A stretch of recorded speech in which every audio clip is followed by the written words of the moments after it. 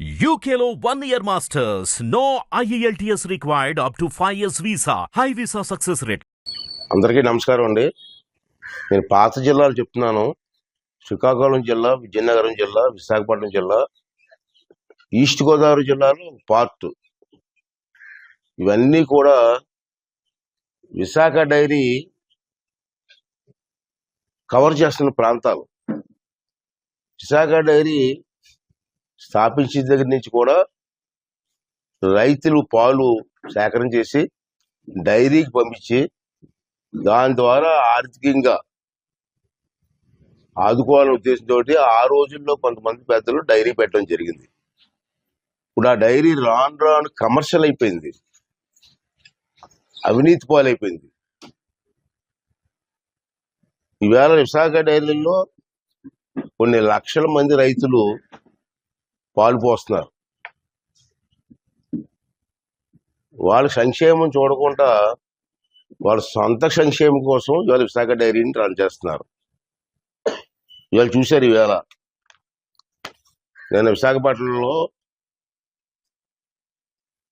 ధర్నా జరిగింది, రైతుల ధర్నా.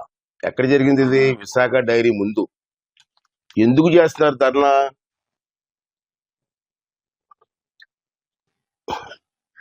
సడన్ గా విశాఖ డైరీ ఒక నిర్ణయం తీసుకుంది.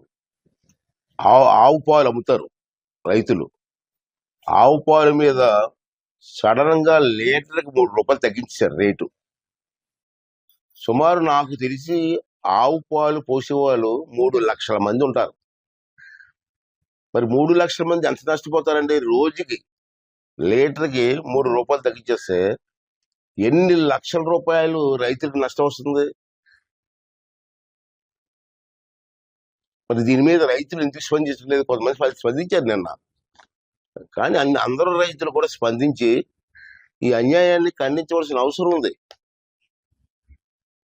రైతులు చేస్తున్న ఉద్యమానికి నాయకుల తాలూకు సహకారం కూడా ఇవ్వాల్సిన అవసరం ఉంది. విశాఖ డైరీలో ప్రెసిడెంట్లు ఉన్నారు, డైరెక్టర్లు ఉన్నారు.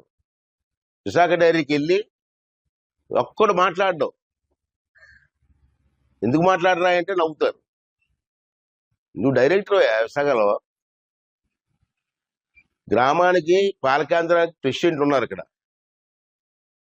వీళ్ళు ఒక్కడు మాట్లాడడం.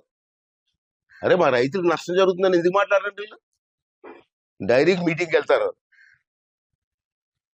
అక్కడ చిన్న బంగారం మొక్క 2 స్వీట్లు పెట్టబోతే తినేసి వచ్చేస్తున్నారు. మాట్లాడరు కాదు, మాట్లాడి దమ్ము కూడా లేదు ప్రెసిడెంట్లకి. నా దగ్గరికి వచ్చిన పెద్ద కప్పులు చెప్తూ ఉంటారు. రైతులకి ఇంతమంది 3 లక్షల మంది రైతులకి అన్యాయం జరుగుతుంటే ఎందుకు మాట్లాడరా?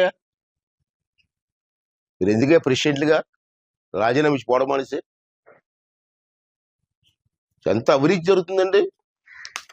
మళ్ళీ నిన్నకాక మొన్న 3 days 4 days అయింది విశాఖపట్నంలో. అక్కడ ఒక జనసేన నాయకులు ఉన్నారు, జీవీఎంసీ కార్పొరేటర్. అతని పేరు ఏంటంటే పీతల మూర్తి యాదవ్. అతను ఒకడు మాట్లాడాడండి, మిగతా వాళ్ళు ఎవరు మాట్లాడలేదండి. ఏం మాట్లాడాడండి?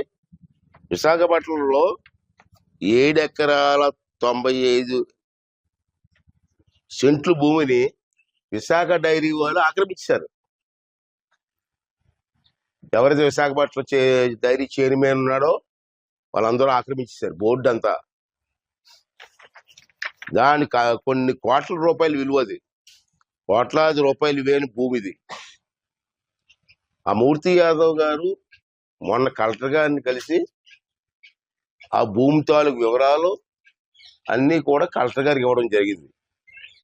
విశాఖపట్నం కలెక్టర్ గారిని నేను డిమాండ్ చేస్తున్నాను, మీరు యాజ్ ఏ కలెక్టర్గా ఇమీడియట్ గా యాక్షన్ తీసుకోండి. మీరు ఎంక్వైరీ చేయండి. గౌరవనీయులు మూర్తి యాదవ్ గారు చెప్పింది వాస్తవం అయితే గవర్నమెంట్ రిపోర్ట్ రాసి ఆ విశాఖ డైరీ మీద యాక్షన్ తీసుకోవాలని చెప్పి నేను మీ ద్వారా డిమాండ్ చేస్తున్నాను. నేను స్పీకర్గా డిమాండ్ చేయట్లే, విశాఖపట్నం జిల్లా వాసిగా, అనకాపల్లి జిల్లా వాసిగా, ఈ ప్రాంతం వాడిగా ఇంత అన్యాయం జరుగుతుంది కాబట్టి ఇంత దోపిడీ జరుగుతుంది కాబట్టి ఇమీడియట్ గా దీని మీద యాక్షన్ తీసుకొని ఆ దోషుల మీద ఎవరైతే దొంగలు ఉన్నారో దొంగల మీద యాక్షన్ తీసుకోవాల్సినటువంటి అవసరం ఉందని చెప్పి నేను మీ ప్రెస్ ద్వారా డిమాండ్ చేస్తున్నాను.